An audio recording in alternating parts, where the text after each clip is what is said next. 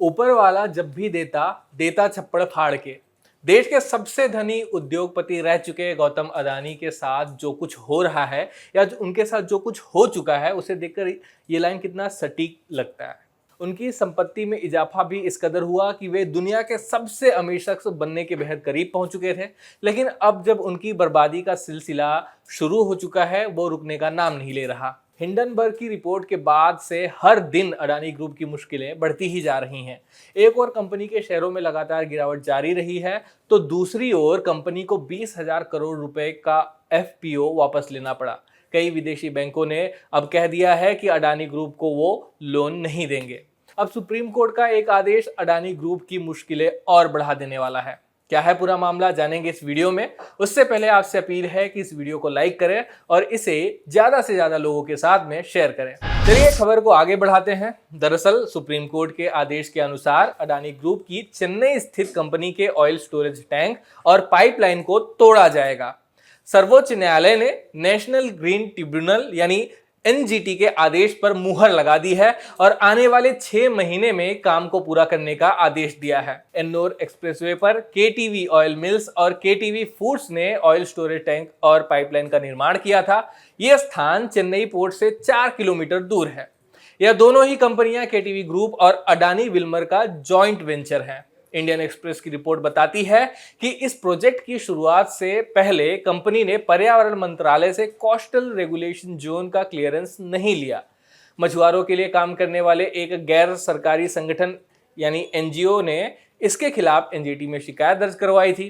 Coastal regulation zone notification 2011 के अनुसार तेल को स्टोर करने के लिए स्टोरेज फैसिलिटी नोटिफाइड एरिया में होनी ही चाहिए। नोटिफाइड एरिया समुद्र के पास का वो इलाका है जिसे इसी काम के लिए निर्धारित किया जाता है। मीडिया रिपोर्ट्स की माने तो साल 2015 में जब टैंक और पाइपलाइन का निर्माण शुरू हुआ तो कंपनी के पास कोस्टल रेगुलेशन जोन का क्लियरेंस नहीं था। जब यह पूरा मामला एनजीटी के पास पहुंचा तो पर्यावरण मंत्रालय ने एक एक्सपर्ट पैनल बनाया। साल 2017 में पैनल ने प्रोजेक्ट को क्लियरेंस देने की अनुमति मांगी। इस दौरान यह कहा गया कि प्रोजेक्ट शुरू होने के बाद अप्रूवल के लिए कोस्टल रेगुलेशन जोन नोटिफिकेशन 2011 में स्पष्ट नियम नहीं है। हालांकि एक्सपर्ट पैनल की सिफारिश के बाद मंत्रालय ने अनुमति नहीं दी। मंत्रालय ने साल 2018 में इस एक्ट में संशोधन करते हुए प्रोजेक्ट को अप्रूव कर दिया। Tamil Nadu coastal zone management authority के अनुमति पत्र लेने के बाद प्रोजेक्ट मंजूर हो गया। आइए जानते हैं साल दर साल इस प्रोजेक्ट में क्या कुछ हुआ। 2015 में केटीवी हेल्थ ग्रुप ने चेन्नई बंदरगाह से खाद्य तेल गुम्मीदी पोंडी और कोरुकुपेट में अपनी रिफाइनरी इकाइयों तक ले जाने के लिए पाइपलाइन भंडारण और ट्रांजिट टर्मिनल के लिए सीआरजेड मंजूरी के लिए आवेदन किया। 2016 में सीआरजेड मंजूरी के बिना निर्माण कार्य शुरू करने के लिए अडानी विल्मर जेवी के खिलाफ एक एनजीओ ने एनजीटी का रुख किया। एनजीटी ने उल्लंघन की पुष्टि की और प्रोजेक्ट का काम रोक दिया। 2017 में सीआरजेड पर पर्यावरण मंत्रालय की विशेषज्ञ मूल्यांकन समिति ने कहा कि कोस्टल रेगुलेशन जोन अधिसूचना 2011 के तहत कार्योत्तर मंजूरी के लिए कोई प्रावधान नहीं था। फिर भी ईएसी सीआरजेड ने पर्यावरण प्रभाव आकलन यानी EIA अधिसूचना 2006 के तहत कार्योत्तर मंजूरी के लिए परियोजना की सिफारिश करने के लिए बिजली की मांग की।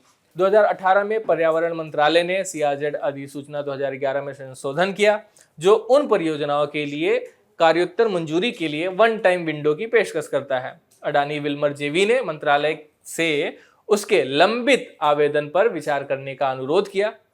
2019 में जाकर मंत्रालय ने सीआरजेड को क्लियरेंस जारी किया। 2020 में एनजीटी ने सरकार के क्लियरेंस को खारिज कर दिया और अब जाकर यानी 2023 में सुप्रीम कोर्ट ने एनजीटी के फैसले को बरकरार रखा है। यहाँ आपने देखा कि कैसे एनजीटी और अदालत अडानी समूह के खिलाफ रही, जबकि सरकार ने अडानी समूह की मदद करने की कोशिश की। सुप्रीम कोर्ट ने 6 महीने में इन 5 टंकियों को तोड़ने के लिए कहा है।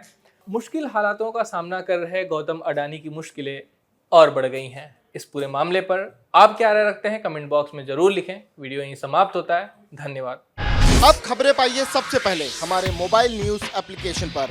एंड्रॉइड या iOS प्लेटफॉर्म पर जाइए, HW न्यूज नेटवर्क को सर्च कीजिए, डाउनलोड कीजिए और अपनी सुविधानुसार भाषा का चयन कीजिए। खबरों की भीड़ में अपने काम की खबर पाते रहिए।